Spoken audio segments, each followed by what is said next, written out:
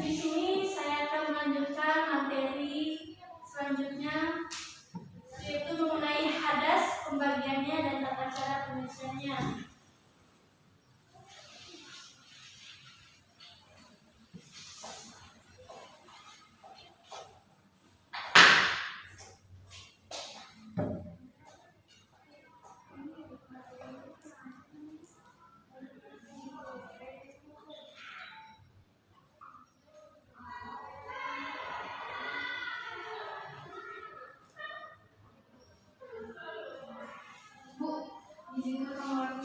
Ya, silakan.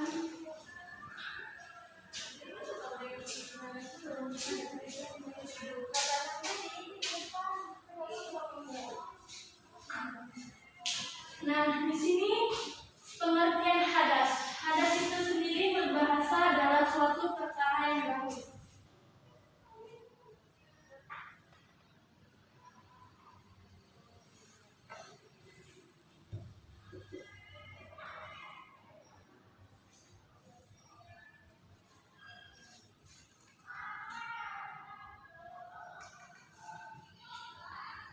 Nah, sedangkan menurut istilah hadas itu adalah suatu keadaan seseorang yang dianggap tidak suci menurut agama.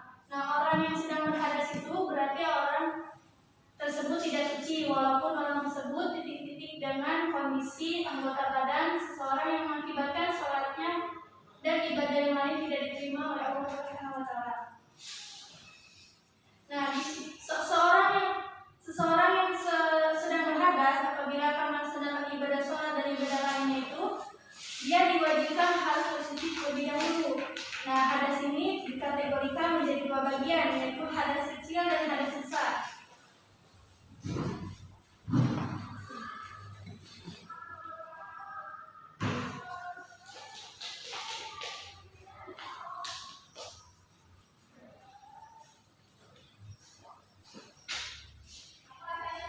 Nah, yang pertama itu hadas kecil. Hadas kecil itu adalah hadas yang cara penyuciannya, mensucikannya itu dengan berwudu dan tayamum. Seseorang disebut berhadas kecil jika dia mengeluarkan sesuatu dari dua lubang. Ada yang tahu nggak?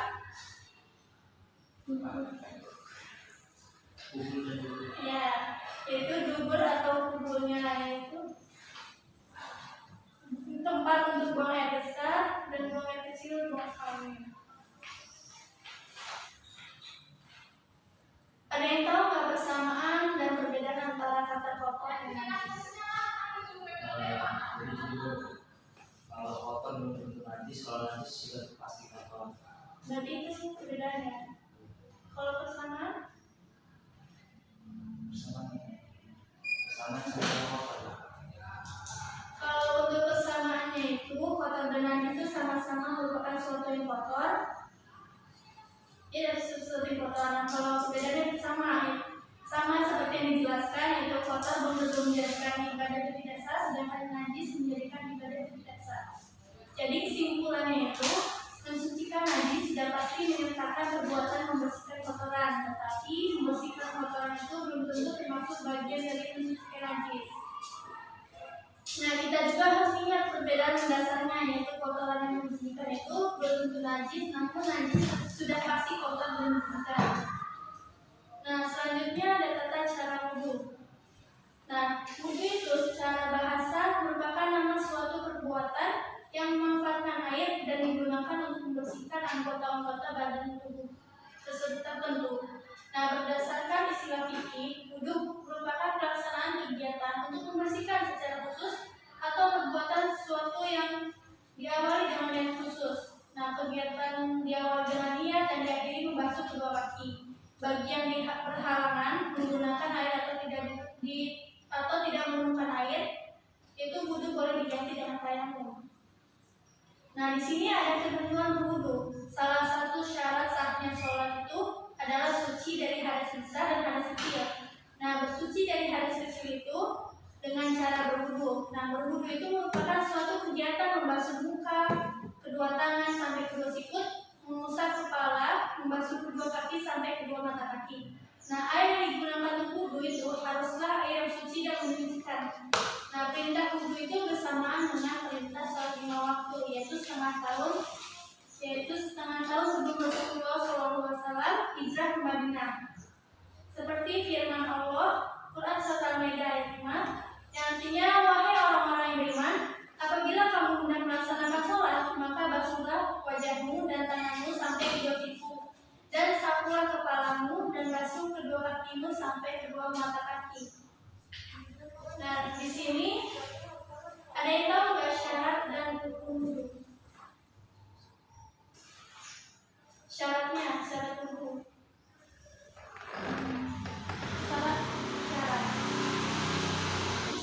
Islam. Kalau balik enggak kan bayi kayak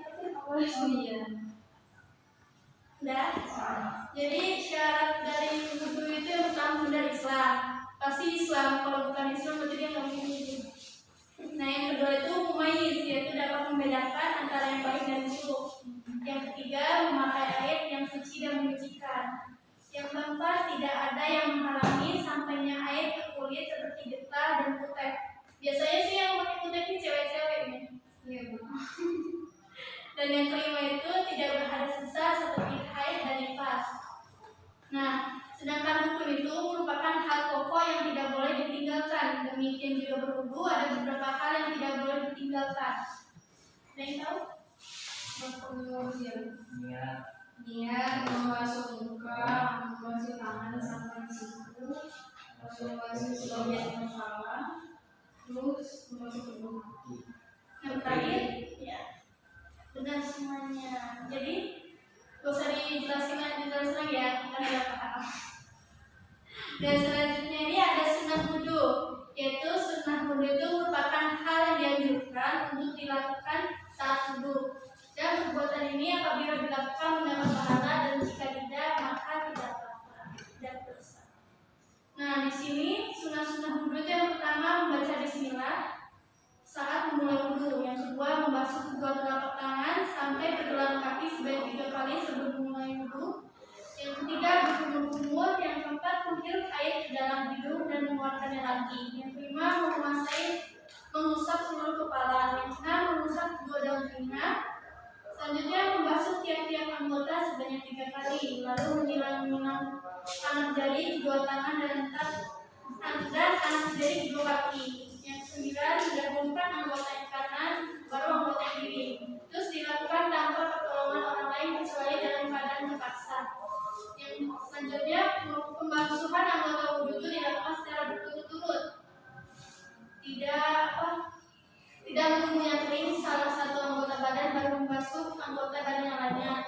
Terus menggosokkan anggota wudu agar lebih bersih, menjaga agar percikan air tidak kembali ke badan, tidak bercakap-cakap saat berwudu kecuali terpaksa, dan terakhir itu berdoa sesudah selesai berwudu.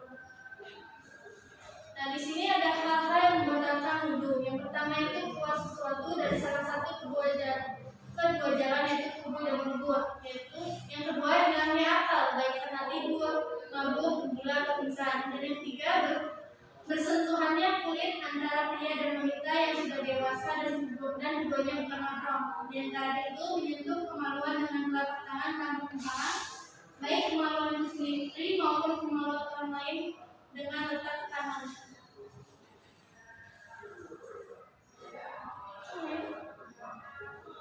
Nah, selanjutnya ada tata cara istinja. Nah, secara bahasa istinja itu bermakna perbuatan yang dilakukan untuk menghilangkan najis.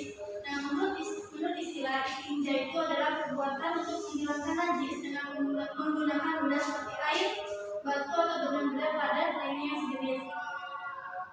Nah, istinja itu berkaitan dengan menyucikan najis yang berupa buang air kecil dan buang air besar. Nah, tata cara pelaksanaan penyucian itu diatur secara ketat oleh fikih dengan penggunaan air itu sebagai alat dalam beristinja.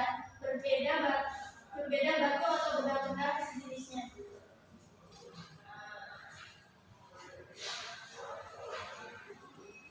Masih banyak sih.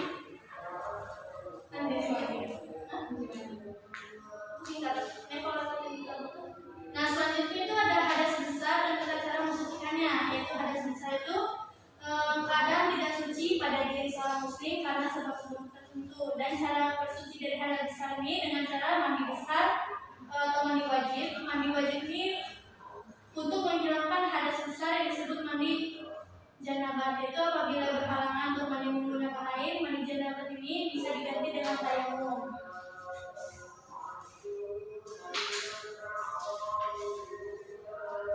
Dan yang terakhir ini ada tayamum, yaitu tayamum itu sendiri berwudu itu mungkin bukan merupakan pelaksanaan ibadah yang sulit, karena selalu ada contoh dari orang. Paling sedikit kita melihat orang berwudu itu di masjid atau musola 5 waktu dalam salat semalam.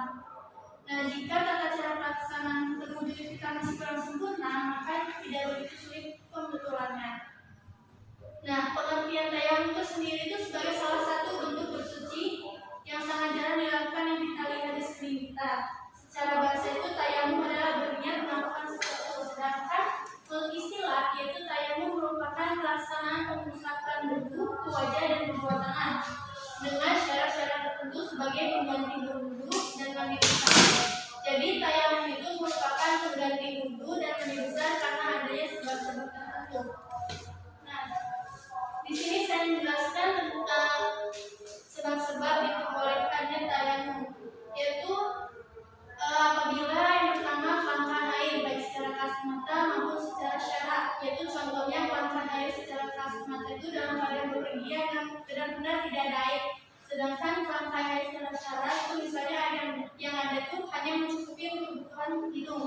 Yang kedua, jauhnya air yang tersedia, yang keberadaannya itu diperkirakan di atas jarak 2,5 kilometer, yaitu artinya jika dimungkinkan ada air tetapi di atas jarak tersebut maka diperbolehkan untuk bertayamum. Yang ketiga itu sulitnya menggunakan air baik secara kasat mata maupun secara syarat. Contohnya itu sulit secara kasat mata, misalnya airnya dekat tetapi tidak bisa dijangkau karena adanya musuh, binatang buas, karena dikejar dan seterusnya. Nah, contohnya seperti sulit menggunakan air secara salah itu misalnya karena khawatir akan datangnya penyakit, takut penyakit itu semakin kambuh atau takut lemah sembuhnya. Nah, bagaimana sih ketentuan khusus tayamum? Yaitu berbeda dengan wudu. Tayamum itu memiliki ketentuan khusus. Yang pertama harus dilakukan setelah masuknya waktu sholat. Nah, jika disebabkan oleh kelangkaan air, maka harus dibuktikan setelah melakukan pencarian, dan pencarian tersebut dilakukan setelah masuk waktunya sholat. Yang ketiga, tangan yang digunakan itu harus yang murni, tidak bercampur dengan barang lain seperti tepung, suci, bersih, lembut, kering, dan berkuah. Nah, yang keempat, tayamum itu hanya digunakan sebagai pengganti wudu dan mandi besar, bukan pengganti menghilangkan najis. Nah, sebelum melakukan tayamum, jika memiliki najis harus disucikan terlebih dahulu. Terus tayamum juga hanya bisa digunakan untuk satu kali sholat wajib. Nah, boleh menggunakan tayamum itu untuk sholat wajib disusul sholat sunnah, sholat jenazah, atau baca Al-Quran. Nah, meskipun pengganti, tayamum itu berbeda dengan wudu. Jika wudu dengan rukun wajib, maka tayamum hanya memiliki 4 rukun, yaitu yang pertama niat, 2 mengusap wajah, 3 mengusap tangan, dan yang keempat berurutan. Nah, tayamum ini menjadi batal disebabkan oleh perkara-perkara yang juga membatalkan wudu. Yang pertama karena itu salah sebabnya adalah kelangkaan